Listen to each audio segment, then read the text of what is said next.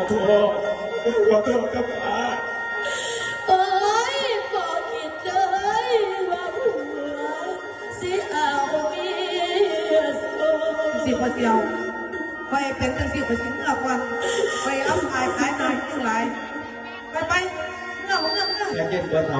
เอ๊ะควายไอ้เก็บกระเถายอมดีแต่ว่ามันน่ามีอีกดอกแต่ว่าพอที่พ่อเดินก้าวของมันจะก่อนสองสามวันเนี่ยเธอพี่อายคน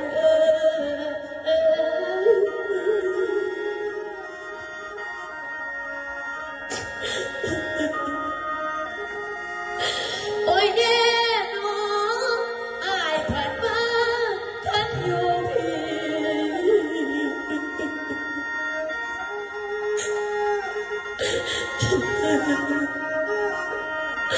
เขาพักมัน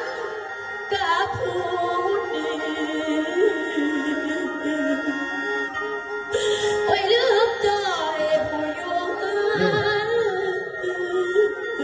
ดูหูเลยบอกว่าเพราะใช่หนังมันแตงง่ายเลยถึงป่าถึงต่อพระงานก่อนหูหนูบอกเพราะใช่หนังมันมีขวอะไรอยู่ทั้งนี้มึงมาทางไหนให้มึงกลับไปทางนั้นทางไหน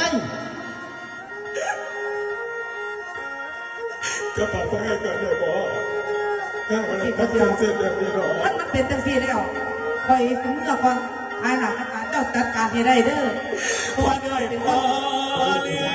ไปสิเมื่อวันไปขายตัวไอ้คนเดี๋ยวนี้ไม่มีปัญหาหรอกแต่ว่าพอนะที่มอบให้เจ้าคุณที่ยังจะจัดการว่าจะเป็นยังไงพอเลยพอแล้วแต่เจ้าพอว่าป่านเถื่อนปวดข้าวมาสวงแม่หัวใจพี่น้อง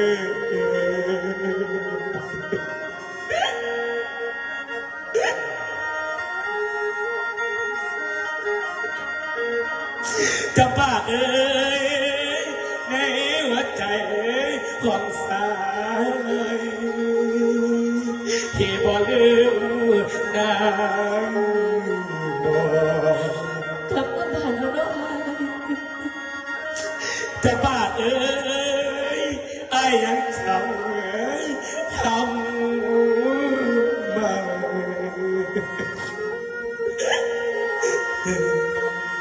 โอ้ยไอ้ยังเจ้าคำมันได้กัดได้ด่าเลยเห็นไหมพอมอบที่ยังไงเจ้าเนี่ย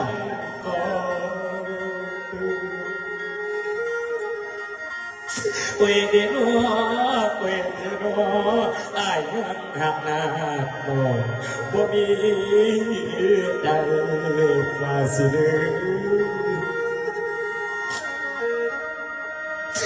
จะบ้าพอได้ไฟอายปล่อยปวดน้ำฟังไฟอายสิบอดต่อทันวันได้อายบ่มีว่าเลยลืมหลงบ่มีนางเมียของอายหักนางหลายเลี้ยลา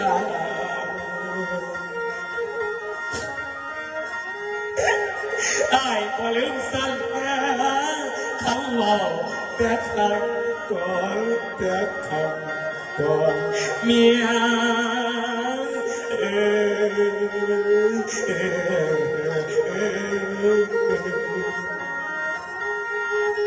เวเดโนพันโอกะบอได้ตีมาได้ดังตาให้เอากับพ่อเลยกับพ่อให้ต้องเก็บกับมันถึงแม้ต้องพอแต่ยังบอกจะผ่านอาต้องเคยลืมหลงยังจับ